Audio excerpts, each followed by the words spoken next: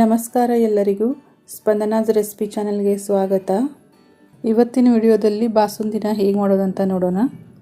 ಈ ಬಾಸುಂದಿಯನ್ನು ಹಬ್ಬಕ್ಕೆ ಇಲ್ಲ ಅಂದರೆ ಯಾವುದಾದ್ರೂ ಸಿಹಿ ಹಂಚ್ಕೋಬೇಕಾದ್ರೆ ನೀವು ಮಾಡ್ಕೋಬಹುದು. ತುಂಬಾ ರುಚಿಯಾಗಿರುತ್ತೆ ಈ ಬಾಸುಂದಿ. ಬನ್ನಿ ಹಾಗಾದರೆ ಈ ಬಾಸುಂದಿ ರೆಸಿಪಿಯನ್ನು ಹೇಗೆ ಮಾಡೋದಂತ ನೋಡೋಣ. ಬಾಸುಂದಿಯನ್ನು ಮಾಡೋದಕ್ಕೆ ನಾನು 1 ಲೀಟರ್ ಆಗುವಷ್ಟು ಫುಲ್ ಫ್ಯಾಟ್ ಮಿಲ್ಕ್ನ ತೊಗೊಂಡಿದ್ದೀನಿ.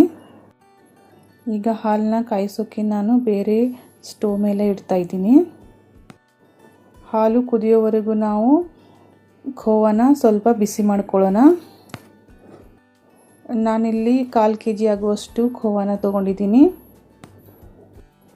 ಗ್ಯಾಸ್ನ ಲೋ ಫ್ಲೇಮಲ್ಲಿ ಇಟ್ಟು ಇದನ್ನ ಸ್ವಲ್ಪ ಬಿಸಿ ಮಾಡ್ಕೊಳ್ಳೋಣ.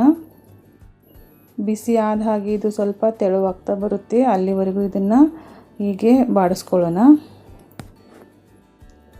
ನೀವು ಖೋವಾನೆ ಬಿಸಿ ಮಾಡದೆ ಹಾಗೇ ಡೈರೆಕ್ಟಾಗಿಯೂ ಹಾಲಲ್ಲಿ ಹಾಕ್ಬೋದು, ಇದರಿಂದ ಹಾಲೇನು ಒಡೆಯೋದಿಲ್ಲ. ಆದರೆ ನಾನಿಲ್ಲಿ ಸ್ವಲ್ಪ ಖೋವಾನ ಬಿಸಿ ಮಾಡಿನೇ ಹಾಕ್ತಾಯಿದ್ದೀನಿ. ಹಾಗೆಯೇ ಡ್ರೈ ಫ್ರೂಟ್ಸ್ನೂ ಹಾಕಿದ್ದೀನಿ. ಇಲ್ಲಿ ನಾನು ಸ್ವಲ್ಪ ಬಾದಾಮಿ ಮತ್ತು ಗೋಡಂಬಿ ಹಾಗೆ ಪಿಸ್ತಾನ ಚಿಕ್ಕದಾಗಿ ಕಟ್ ಮಾಡಿ ಹಾಕಿದ್ದೀನಿ. ಇವನು ಸ್ವಲ್ಪ ಖೋವಾ ಜೊತೆ ಹುರ್ಕೊಳ್ಳೋಣ. ನೋಡಿ, ಹಾಲು ಕುದಿ ಬಂದಿದೆ. ನಾನು ಬಿಸಿ ಮಾಡಿದ ಖೋವಾನ ಅದಕ್ಕೆ ಹಾಕ್ತಾಯಿದ್ದೀನಿ. ಹೀಗೆ ಹಾಲೊಳಗೆ ಖೋವಾ ಹಾಕಿದ ನಂತರ ಒಮ್ಮೆ ಚೆನ್ನಾಗಿ ಇದನ್ನು ಮಿಕ್ಸ್ ಮಾಡ್ಕೊಳ್ಳೋಣ. ಹೀಗೆ ಮಿಕ್ಸ್ ಮಾಡಿದ ನಂತರ ಇದನ್ನು ಸ್ವಲ್ಪ ಹೊತ್ತು ಬಿಟ್ಟು ಹೀಗೆ ತಿರುಗುತ್ತಾನೆ ಇರಬೇಕು, ಇಲ್ಲಾಂದರೆ ಖೋವಾ ಕೆಳಗೆ ಸೀದೋಗ್ಬಿಡುತ್ತೆ. ಫ್ರೆಂಡ್ಸ್, ನೀವೇನಾದರೂ ನಮ್ಮ ಚಾನಲ್ನ ಮೊದಲನೇ ಬಾರಿಗೆ ನೋಡ್ತಾ ಇದ್ದರೆ ಪ್ಲೀಸ್ ಸಬ್ಸ್ಕ್ರೈಬ್ ಮಾಡ್ಕೊಂಡು ನೋಡಿ.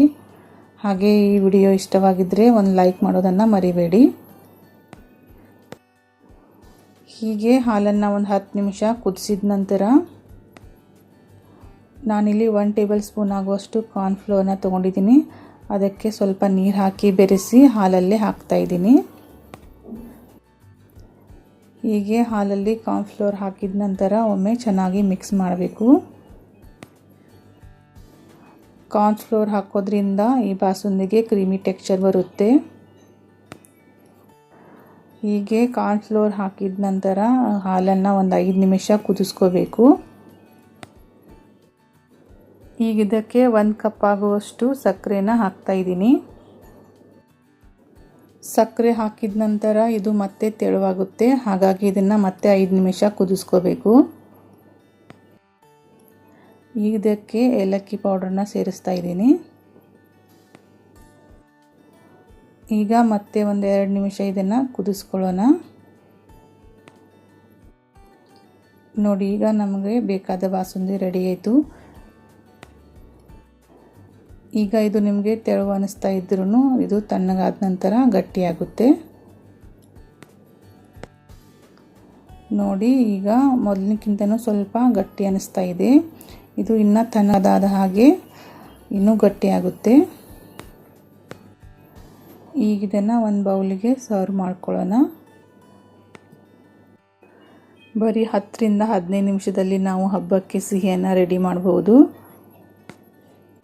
ಖಂಡಿತ ಈ ರೆಸಿಪಿನ ನೀವು ಮನೆಯಲ್ಲಿ ಟ್ರೈ ಮಾಡಿ. ಮತ್ತೆ ಬೇರೆ ರೆಸಿಪಿಯೊಂದಿಗೆ ಭೇಟಿಯಾಗೋಣ. Thank you.